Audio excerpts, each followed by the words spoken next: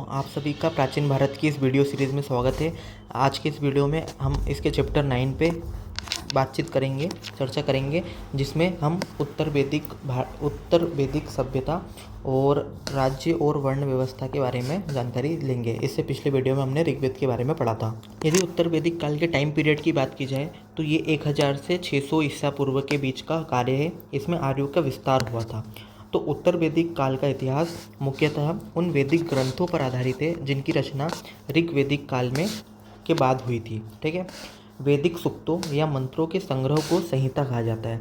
तो आपसे पूछा जा सकता है क्वेश्चन में, पेपर में, कि संहिता क्या है। आगे इसमें लिखा गया है कि ऋग्वेद संहिता सबसे पुराना वैदिक ग्रंथ है। इसी के आधार पर हमने आरंभिक वैदिक युग का वर्णन किया है। गाने के लिए ऋग्वैदिक सूक्तों को चुनकर धुन में बांधा गया और इस पुनर्विन्यस्त संकलन का नाम सामवेद संहिता पड़ा। तो देखा जाए तो सामवेद का संबंध किससे है? तो संगीत और धुनों पर आधारित संहिता का संबंध सामवेद से है। ऋग्वेदोत्तर काल में सामवेद के अतिरिक्त 2 संकलन और तैयार किए गए, जिसमें एक था यजुर्वेद संहिता और एक है अथर्ववेद संहिता।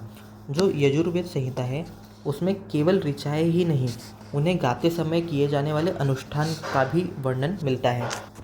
इन अनुष्ठानों में उस सामाजिक राजनीतिक परिस्थिति का परिचय मिलता है जिन पर इन अनुष्ठानों का उद्भव हुआ था। और वहीं बात की जाए अथर्ववेद की, तो अथर्ववेद जो है वो विपत्तियों और व्याधियों के निवारण के लिए तंत्र मंत्र संग्रहित करता है। तो यहाँ पे आपके सामने प्रस्तुत है सामवेद। सामवेद में संगीत का वर्णन है, यजुर्वेद में अनुष्ठान का वर्णन है और अथर्ववेद में तंत्र मंत्र का वर्णन है। यहाँ पे ऋग्वेद का वर्णन इसलिए नहीं किया गया है क्योंकि ऋग्वेद काल अपने आप में एक काल था जिसको हमने पिछले चैप्टर में पढ़ चुके हैं। इन संहिताओं से हमें आर्यतर लोगों के विश्वास और रूढ़ियों का पता चलता है। वैदिक संहिताओं के बाद कई ग्रंथ लिखे गए जिन्हें ब्राह्मण ग्रंथ कहा जाता है।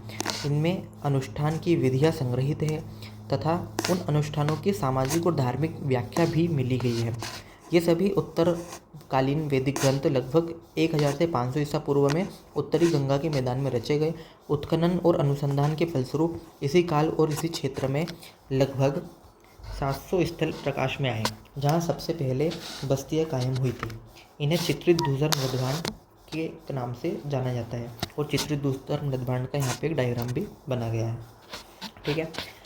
क्योंकि यहाँ के निवासी मिट्टी के चित्रित और भूरे रंग के कटोरे व थालियों का प्रयोग करते थे, इसीलिए इसे चित्रित धूसर मृदभांड कहा जाता है। वे लोहे के हथियारों का प्रयोग भी करने लगे। जो हड़प्पा काल से एक विशेषता उत्तर वैदिक काल को अलग बनाती है वो क्या है कि ये लोहे का प्रयोग जानते थे और करने लगे थे। उत्तर वैदिक ग्रंथ चित्रित धूसर मृदभांड, लौह अवस्था के पुरातत्व, इन दोनों के संयुक्त साक्ष्य से हमें आभास मिलता है कि ईसा पूर्व के प्रथम शताब्दी के पूर्वार्ध में पश्चिम उत्तर प्रदेश में पंजाब, हरियाणा, राजस्थान के संलग्न क्षेत्रों में बसने वाले लोगों का जीवन कैसा था। ठीक है। आगे लिखा गया है कि उक्त ग्रंथों से प्रकट होता है कि पंजाब से आर्यजन गंगा जमुना दोआब के अंतर्गत संपूर्ण पश्चिमी उत्तर प्रदेश में फैल गए थे। 2 प्रमुख कबीले भरत और पुरु एक होकर कुरु बन गए थे। तो आपको ध्यान रखना है कि 2 कबीले थे पहले, एक था भरत और एक था पुरु। इन दोनों ने मिलकर बनाया खुद को कुरु क्षेत्र।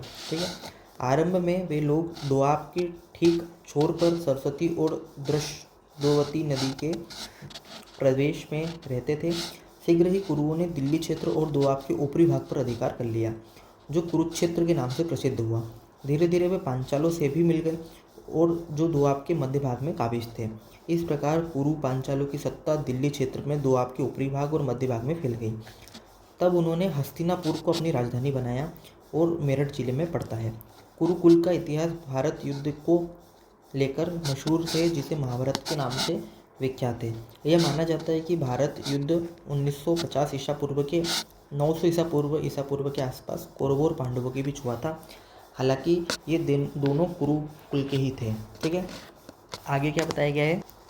आगे हमें जानकारी मिलती है कि प्राचीन कथाओं के अनुसार हमें जानते हैं कि हस्तिनापुर में बाढ़ आ गई थी और कुरुवंश में जो जीवित बच चुके थे वे इलाहाबाद के पास जाकर कौशाम्बी में जाकर बस गए थे और इन्होंने अपनी सी राजधानी बना लिया था। आज की बरेली, बदायूं और फर्रुखाबाद जिलों में फैला पंचाल राज्य वैदिक साहित्य में वर्णित अपने दार्शनिक राजाओं और ब्राह्मणों को लेकर विख्यात है। उत्तर वैदिक काल का अंत होते होते 600 ईस्वी के पास वैदिक लोग दोआब से पूर्व की ओर उत्तर प्रदेश और कौशल बिहार में जाकर फैल गए। ठीक है, तो इसमें यही जानकारी मिलती है। आगे बताया गया है कि वैदिक लोगों का पूर्वी उत्तर प्रदेश और उत्तरी बिहार के ऐसे लोगों से संपर्क हुआ जो तांबे के औजार और काले लाल मृदभांड का प्रयोग करते थे। ठीक है, तो यहीं पे ये चित्रित दूसरा मृदभांड के यहाँ पे चित्र बने गए हैं। पश्चिमी उत्तर प्रदेश में इनका सामना संभवतः उन लोगों से हुआ, ठीक है, जो तांबे के औजार और गेरुए के लाल रंग और मृदभांडों का प्रयोग करते थे। उन्हें संभवतः ऐसे लोगों की बस्तियां भी मिली जहां काले लाल मृदभांड थे। ठीक है, इसमें यही जानकारी दी गई है। आगे देखते हैं कि चित्रित दूसरा मृदभांड लोहा अवस्था संस्कृति और उत्तर वैदिक काल की अर्थव्यवस्था। इसमें बताया गया है कि लगभग 1000 ईस्वी में लोहा जो है वो कर्नाटक के धारवाड़ जिले में मिलता है। यह स्पष्ट नहीं है कि यहाँ यह कैसे मिला, पर उसी समय पाकिस्तान के गांधार क्षेत्र में लोहे के प्रयोग होने लगे थे।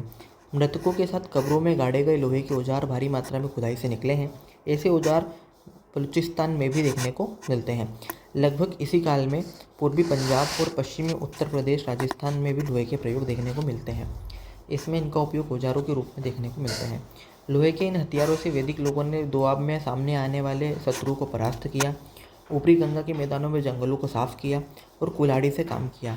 हालांकि वर्षा केवल 35 सेंटीमीटर से 65 सेंटीमीटर तक होती थी, इस कारण ये जंगल ज़्यादा घने नहीं रहे होंगे और वैदिक काल में अंतरिम दौर में लोहे का ज्ञान पूर्वी उत्तर प्रदेश और विदेह में भी फैल गया था।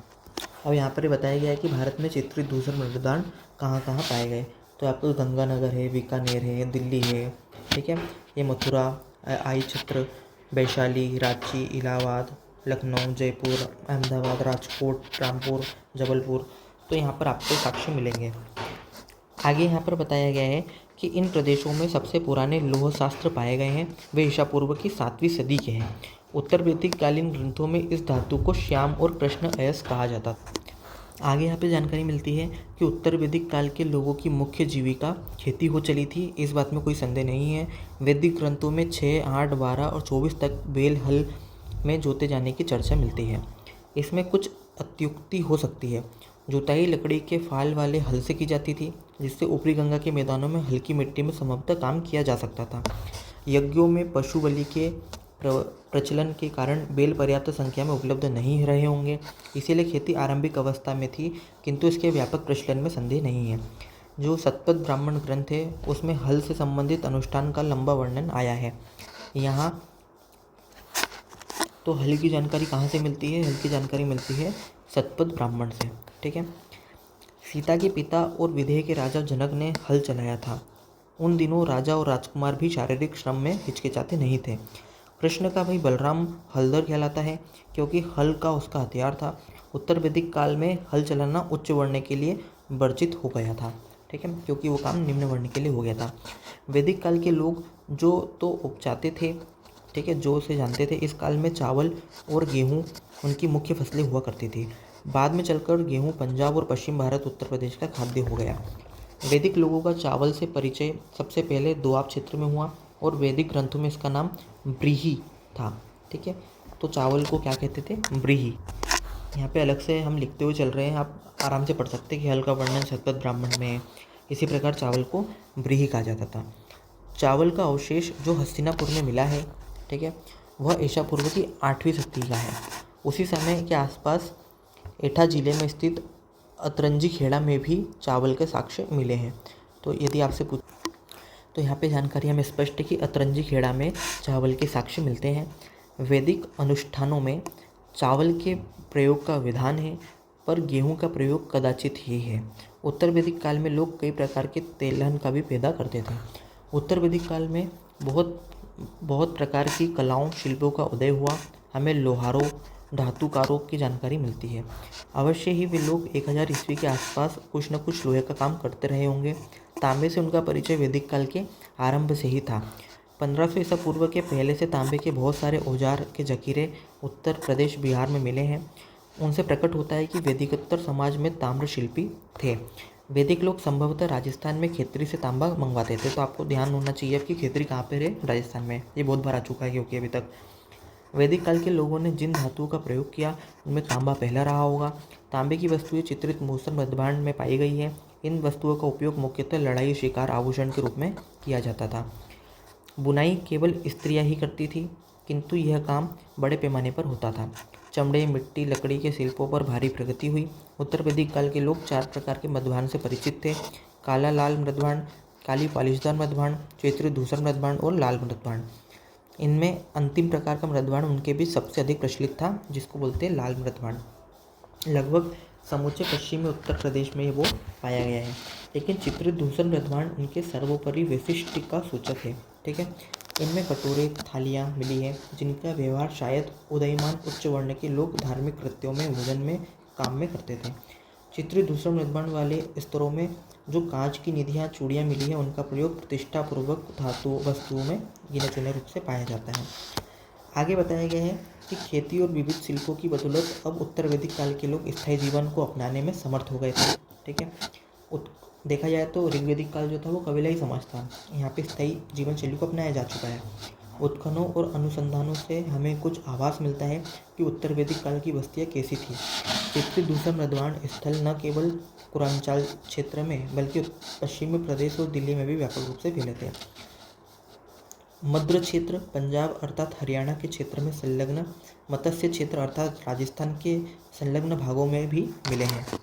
तो आपको इस टाइप के क्वेश्चन के लिए भी तैयार रहना है कि मध्य क्षेत्र कहाँ पे है, तो पंजाब और हरियाणा में है। मत्स्य क्षेत्र जो है वो राजस्थान में है।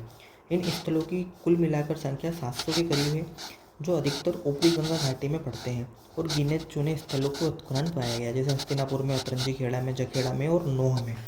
जबकि बस्ती के भौतिक अवशेषों का जवाब 1 मीटर तक है। इसलिए मालूम पड़ता है कि बस्तियां 1 से 3 सदियों तक टिकी रही होगी। काफ़ी स्थल एक वास स्थल के थे, जहां ठीक पहले कोई वैसे नहीं थे। लोग कच्ची ईंटों के घरों में, लकड़ी के खंभों पर टिके टट्टी के घरों में रहते थे। उनके घर मतलब इसका मतलब होता है कि जो लकड़ी के घर होते थे, आपने देखा होगा आज भी बहुत सारे पुराने घर ऐसे होते हैं जो इनमें लकड़ी का ऊपर से छत टाइप का होता है। ठीक है, उनके घर तो निम्न कोटि के हैं, फिर भी उन्हें चूल्हा अनाजों से प्रकट होता है कि चित्रित धूसर मध्यभांड काल के लोग उत्तर वैदिक काल के ही होंगे और कृषिजीवी और स्थिरवासी थे। तो आपको यहाँ से इनके समाज की 2 विशेषता पता चलती है कि ये लोग एक तो कृषिजीवी थे और दूसरा स्थिरवासी थे। कृषिजीवी और स्थिरवासी थे। लेकिन किसान लोग सामान्यतः काट के फाल वाले हल की खेती करते थे। वे इतना अन्न नहीं उपजा सकते थे कि खेती भिन्न व्यवसायों में लगे लोगों की आवश्यकता को पूरी करे। अतः किसान नगरों के उदय में हाथ नहीं बटा सके।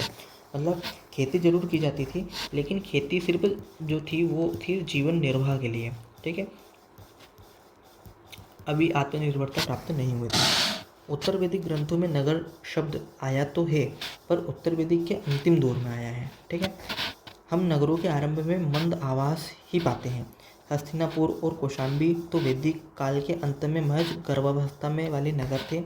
उन्हें आद्य नगरी स्थल या प्रोटो अर्बन साइट भी कहा जाता है। वैदिक ग्रंथों में समुद्र यात्रा की भी चर्चा मिलती है। ठीक है, इसमें किसी न किसी तरह के वाणिज्य का संकेत मिलता है, जिसे नई नई कलाओं और शिल्पों के उदय से बल मिलता था। कुल मिलाकर उत्तर वैदिक अवस्था में लोगों के भौतिक जीवन में भारी उन्नति हुई। पशुचारी यायावारी जीवन प्रणाली बहुत घट गई, खेती जीविका का मुख्य साधन हो गई और जीवन स्थायी खूंटे में बंधा जैसा प्रतीत होने लगा। मैदानों में बसने वाले किसान अपने निर्वाह के लिए काफ़ी अनाज पैदा कर लेते थे और अपनी उपज का कुछ हिस्सा मुखिया राजाओं व पुरोहितों को निर्वाह के रूप में बेचा भी करते थे। आगे इसमें राजनीतिक संगठन की चर्चा की गई। उत्तर वैदिक काल के उत्तर वैदिक काल में ऋग्वैदिक जनता वाली सभा समितियों के दिन लग गए और उनकी जगह राजकीय प्रभुत्व आ गया। मतलब जो अपना वैदिक काल था, ऋग्वैदिक काल, उसमें सभा और समिति नामक 2 संस्था आपने पिछले अध्याय में देखी थी। ये राजा के निर्णयों पर काफ़ी ज़्यादा नियंत्रण रखती थी। उनकी जगह अब यहाँ पर राजत्व प्रभुत्व उत्पन्न हो गया था। विदत का नामो निशान नहीं रहा। सभा और समिति अपनी जगह जीती तो रही, पर रंग ढंग बदल गए, मतलब वो कमज़ोर हो गई। उनमें राजाओं और अभिजातों का बुलबुला हो गया। अब सभा में स्त्रियों का प्रवेश निषिद्ध हो गया। पहले सभा और समिति में स्त्रियाँ जा सकती थी, लेकिन सभा में अब स्त्रियाँ नहीं जा सकती थी उत्तर वैदिक काल में। ठीक है, अब सभा में स्त्रियों का प्रवेश निषिद्ध हो गया और कुलीनों तथा ब्राह्मणों का प्राबल्य हो गया। राज्यों के आकार वृद्धि से मुखिया या राजा अधिकाधिक शक्तिशाली होता गया। सत्ता धीरे धीरे जनजातीय से प्रादेशिक होती गई। ठीक है, राजा या सरदार कबीले पर शासन करते थे। उनके प्रमुख कबीले के नाम पर प्रदेशों का नाम पड़ता गया। आरंभ में हर प्रदेश का नाम जहाँ सबसे पहले बसने वाले कबीले के नाम से प्रसिद्ध था, उदाहरण था पहले पांचाल जन या कबीले के नाम से जाना जाता था, बाद में प्रदेश या विशेष के रूप में जाने गए। मतलब यहाँ पे बताया गया है कि जो सत्ता का केंद्र था, जो पहले जनजातीय था, अब सत्ता का केंद्र धीरे धीरे जनजातीय से प्रादेशिक हो गया। राजा या सरदार कबीले पर शासन करते थे। उनके प्रमुख कबीले के नाम पर ही प्रदेशों का नाम पड़ता गया। ठीक है, इसमें आगे बताया गया है कि आरंभ में हर प्रदेश का नाम वहाँ पर सबसे पहले बसने वाले कबीले के नाम से प्रसिद्ध हुआ। उदाहरण था पहले पांचाल एक जन कबीले का नाम था, बाद में यह प्रदेश विशेष क्षेत्र का नाम पड़ गया। राष्ट्र शब्द जिसका अर्थ प्रदेश या क्षेत्र था, पहल इसी समय हुई थी। तो आपसे यदि पूछा जाए कि पहली बार राष्ट्र की अवधारणा कब मिलती है, तो राष्ट्र की अवधारणा कब मिलती है? उत्तर वैदिक काल में। ठीक है, ध्यान रखिएगा। उत्तर वैदिक ग्रंथों में संकेत मिलता है कि राज्य के प्रधान और राजा का निर्वाचन होता था, तो राजा निर्वाचित होता था। जो शारीरिक और अन्य गुणों में सर्वश्रेष्ठ समझा जाता था, वही राजा चुना जाता था। इसकी क्वालिफिकेशन थी। आगे लिखा गया है कि वह अपने सामान्य कुलजन और अन्य जनों से विश कहलाते थे, जो विश कहलाते थे। तो विश कौन थे? विश कौन होते थे उत्तर वैदिक काल में? विश होते थे सामान्य कुलजन एवं जन, इनको कहते थे विश। राजा स्वेच्छा से दी गई भेंट प्राप्त करता था, जो बलि अर्थात चढ़ावा कहलाती थी। परंतु राजा ने भेंट प्राप्त करने की प्रथा को अपना अधिकार बना लिया। अब की जो ऋग्वैदिक काल में हमने देखा था कि बलि स्वेच्छाकारी कर था, अब वो अपना अधिकार समझता था वो प्राप्त करना। इस अधिकार और अपने पद की अन्य सुविधाओं को कायम रखने के उद्देश्य से राजा के पद को आनुवंशिक बना दिया गया। इस प्रकार राजा का पद सामान्यतः उसके ज्येष्ठ पुत्र को मिलने लगा। तो जो आनुवंशिक तो ऋग्वैदिक काल में भी था, लेकिन राजा का चुनाव होता था और सभा समिति उस पर नियंत्रण रखती थी। लेकिन अब जाकर जो राजा ने आनुवंशिक पद बना दिया और उसके ज्येष्ठ पुत्र को राज्य मिलने लगा। लेकिन उत्तराधिकारी का यह क्रम हमेशा निर्विघ्न रूप से नहीं चला। महाभारत में कहा गया है, युधिष्ठिर के छोटे भाई दुर्योधन ने उनके राज्य का अपहरण कर लिया था और राज्य के खातिर पांडव और कौरवों के कुल विनाश हो गए थे। आगे लिखा गया है कि कर्मकांडों के विधानों से राजा और भी प्रभावशाली बन गया, तो कर्मकांड करने लगे, राजस्व यज्ञ करवाने लगा, जिससे समझा जाता था कि उसकी दिव्य शक्ति मिल गई है। वह अश्वमेध यज्ञ भी करवाने लगा। इस यज्ञ में राजा अपना घोड़ा छोड़ देता था और वह जिन जिन क्षेत्रों में बेरोक कर गुजरता था, उस क्षेत्र पर राजा का एक क्षेत्र राज्य मान लिया जाता था। एक यज्ञ होता था वाजपेयी यज्ञ। इसमें राजा रथ उसके अन्य सभी बंधुओं के रथों से आगे निकलता था। इन सारे अनुष्ठानों से प्रजा के चित्त पर राजा की छवि बढ़ती गई, उसकी महिमा को रूपांतरित किया गया। ऐसा लगता है कि इस काल में कर और नजराना का संग्रह प्रचलित हो गया था।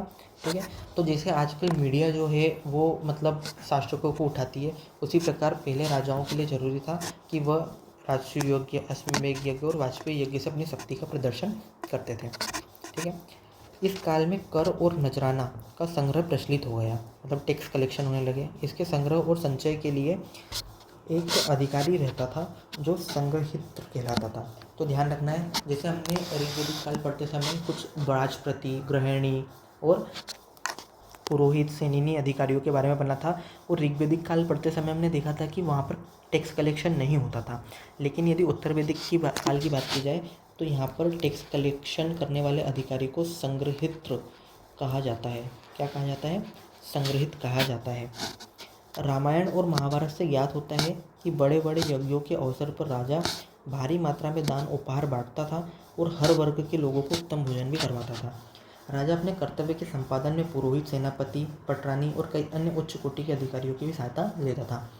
इसमें बताया गया आगे कि निचले स्तर में प्रशासन का भार संभवतः ग्राम सभाओं के हाथ में होता था, जिन पर कुलों के प्रधान का नियंत्रण था। तो ध्यान रखना है, ये होते थे ग्राम पे नियंत्रण होता था कुलों का। ठीक है, कुलों के ऊपर होते थे विश, और विश के ऊपर होते थे जन। ठीक है, और जन के ऊपर होता था जनपद। ये क्रम आपको ध्यान रखना है। जिन कुलों का प्रधान होता था, ये सभाएं स्थानीय वाद विवादों पर फैसला करती थी। लेकिन उत्तर वैदिक काल में भी राजा कोई स्थायी सेना नहीं रखता था। तो न ही ऋग्वेदिक काल में राजा स्थायी सेना रखता था, न ही उत्तर वैदिक काल में उसके पास कोई स्थायी सेना थी। ये दोनों में समानता हो गई। युद्ध के समय कबीले के जवानों के दल भर्ती कर लिए जाते थे और कर्मकांड के एक अनुष्ठान के अनुसार युद्ध में विजय पाने की कामना से राजा को ही थाली में अपने भाइयों के साथ खाना पड़ता था। ठीक है, विश्व भाई बंधु जो होते थे वो। आगे यहाँ पर उत्तर वैदिक कालीन सामाजिक संगठन की बात की गई है। सामाजिक संगठन में क्या बताया गया है कि उत्तर वैदिक काल का समाज 4 वर्णों में विभक्त था। ब्राह्मण, राजन्य, क्षत्रिय, वैश्य और या शूद्र जो कहते थे वो। ठीक है, यज्ञ का अनुष्ठान अत्यधिक बढ़ गया जिससे ब्राह्मणों की शक्ति में अपार वृद्धि हुई थी। आरंभ में 16 प्रकार के पुरोहित में ब्राह्मण केवल एक प्रकार के पुरोहित होते थे, किंतु धीरे धीरे ब्राह्मण अन्य पुरोहित वर्गों को दबाते गए और स्वयं प्रमुख वर्ग बन गया। उनकी यह प्रमुखता का विलक्षण बात यह है कि भारत से बाहर आर्यों के समाज नहीं पाई जाती थी। लगता है कि ब्राह्मण वर्ग की स्थापना में आर्योत्तर तत्वों का कुछ हाथ रहा जरूर होगा। ब्राह्मण लोग अपने जजमानों के लिए अपने लिए धार्मिक अनुष्ठान का कार्य करते थे। कृषि कार्यों से जुड़े पर्वों त्योहारों में उसका प्रतिनिधित्व भी करते थे। आगे बताया गया है कि कभी कभी ब्राह्मण अपनी श्रेष्ठता जताने के लिए राजजनों से भिड़ जाते थे, जिनमें राजा के बांधव भी होते थे, क्षत्रिय वर्ग के नेता भी। लेकिन निचले 2 वर्गों का सामना होने की स्थिति में अगर दोनों वर्ग तुरंत आपसी झगड़ा भूल जाते थे। ठीक है, उत्तर वैदिक काल के अंत से इस बात के बल मिलता है कि ब्राह्मण और क्षत्रियों के बीच परस्पर सहयोग होता गया। ठीक है, और उनका प्रभुत्व मिलता गया। आगे इसमें चैप्टर में बताया गया है कि राजाओं के परिजन होते हुए भी वैश्य जन की कोटि में रखे गए और कृषि, पशुपालन आदि वो कार्य करते थे। इसमें शिल्पी का भी उल्लेख है। वैदिक काल अंत तक आते आते व्यापार को अपनाने लगे। लगता है कि उत्तर वैदिक काल में केवल वैश्य ही राजस्व चुकाते थे। तो आपसे यदि पूछा जाए कि क्या एक स्टेटमेंट आ जाए कि उत्तर वैदिक काल में कर वैश्य चुकाते थे, तो बिल्कुल सही हो जाएगा। क्यों? क्योंकि वही केवल व्यापार और वाणिज्य में लगे हुए थे। आम कबायली लोगों को वैश्य से लेकर उन्हें करदाता बनाने की प्रक्रिया लंबे समय तक चलती रही। ऐसे कई अनुष्ठान ज्ञात हैं जो दुर्गम लोगों को वैश्य को राजा और उसके निकट बंधुओं के वश में लाने की कामना करने थे। ठीक है, ऊपर 3 वर्णों की सामान्य विशेषता यह थी कि उपनयन संस्कार के अधिकारी होते थे। ठीक है, अर्थात वे वैदिक मंत्र के साथ साथ जनेऊ धारण करते थे। इसीलिए उन्हें क्या कहते थे? इसीलिए उन्हें द्विज कहते थे। ये ध्यान रखिएगा। चौथा वर्ण उपनयन संस्कार का अधिकारी नहीं था। वह गायत्री का उच्चारण, मंत्र का उच्चारण नहीं कर सकता था। यहीं से उपनयन संस्कार का अभाव शूद्रों की वास्ता और द्योतक चला गया। तो यहाँ से हमें मिलता है कि यहाँ से समाज में असमानता होती गई तथा क्षुद्र वर्ण के तहत शोषण प्रारंभ हो गया। राजा जो क्षत्रियों का एक अंग होता था, 3 वर्णों पर अपना प्रभुत्व जमाए रखने की चेष्टा रखता था। उत्तर वैदिक काल के भाग में लिखे गए ऐत्रेय ब्राह्मण नामक ग्रंथ में कहा गया है कि ब्राह्मण जीविका चाहने वाले और दान देने वाले ही, लेकिन राजा जब चाहे जब उसे हटा सकता था। वैश्य के बारे में कहा गया है कि वह राजस्व का देनदार है और राजा जब चाहे जब उसका दमन कर सकता है। सबसे बुरी स्थिति शूद्रों की थी। शूद्रों को अन्य वर्णों का सेवक बताया गया है। वह दूसरे की इच्छा के अनुसार काम करने वाला है और मार खाने वाला है। तो ऐत्रेय ब्राह्मण इस प्रकार की वर्णन करता है। सामान्यतः उत्तर वैदिक कालीन ग्रंथों में 3 उच्च वर्णों और शूद्रों के बीच विभाजक रेखा देखने को मिलती है। फिर भी राज्याभिषेक संबंधित ऐसे कई सार्वजनिक अनुष्ठान होते थे जिनसे सदस्यों की हैसियत का पता चलता था। शिल्पियों में रथकार आदि जैसे कुछ वर्गों का स्थान ऊंचा था।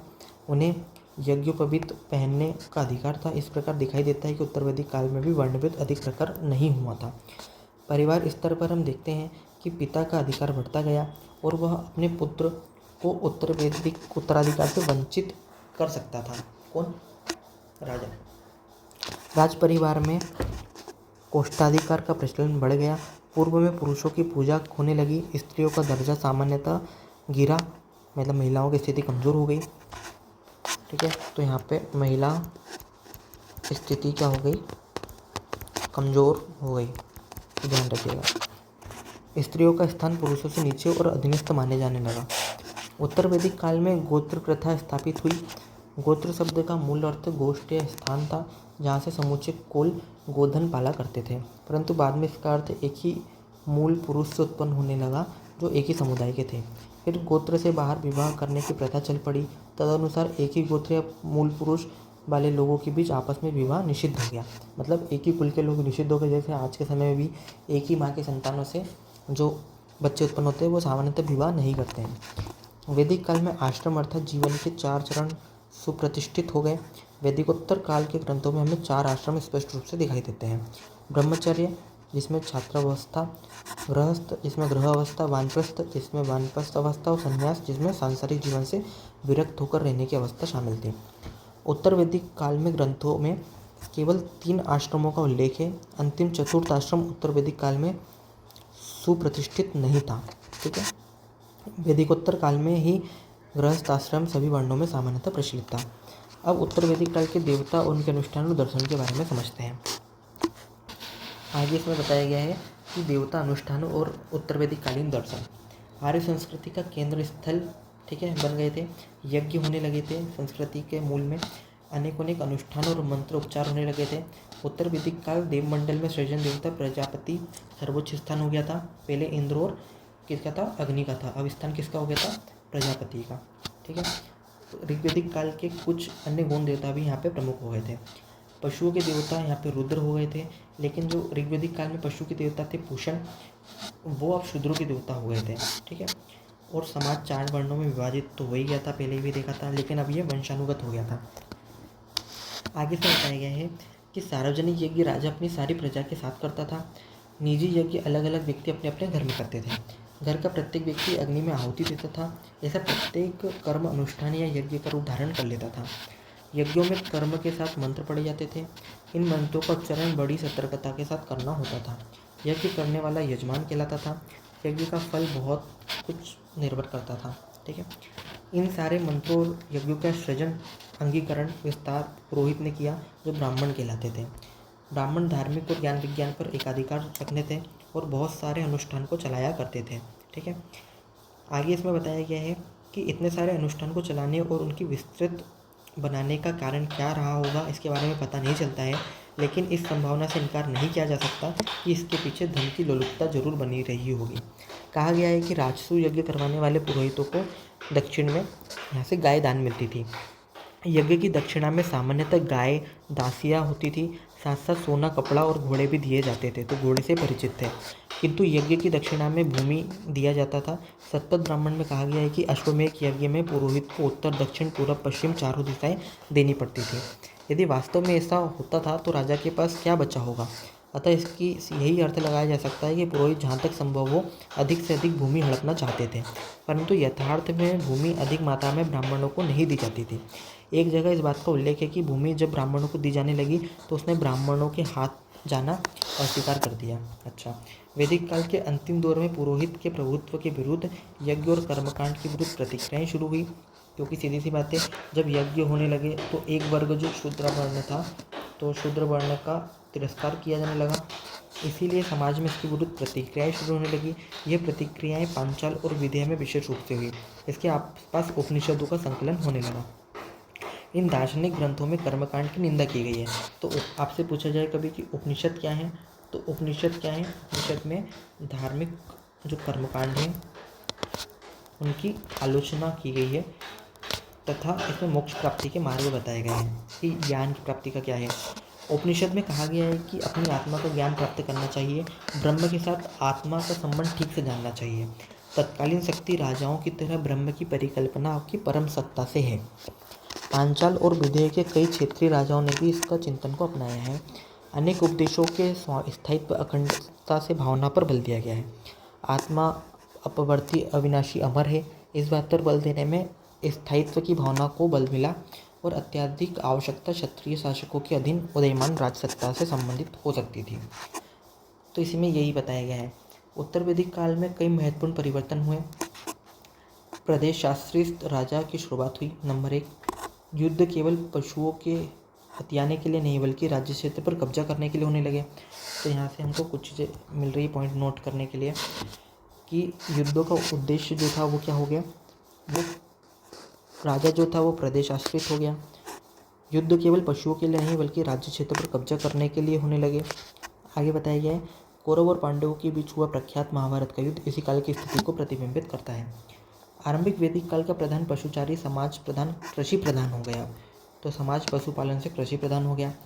पूर्व के कबायली पशुचारक अब स्थायी जीवन जीने लगे, ठीक है, और नजराना भी देने लगे, मतलब टैक्स देने लगे। रक्षक कबायली किसानों के बूते पर समृद्ध होते गए और उन पुरोहितों को प्रचुर दान दक्षिणा देते गए जो वैश्य कोटि या आम जनता के विरुद्ध हमेशा दाता पक्ष के रूप में थे। शूद्र इस काल में भी छोटा और सेवक वर्ग ही रहा। कबायली समाज टूट गया, वर्णों में विभक्त हो गया, नया समाज बन गया, किंतु वर्णमूलक भेदभावों पर अत्यधिक बल नहीं दिया गया।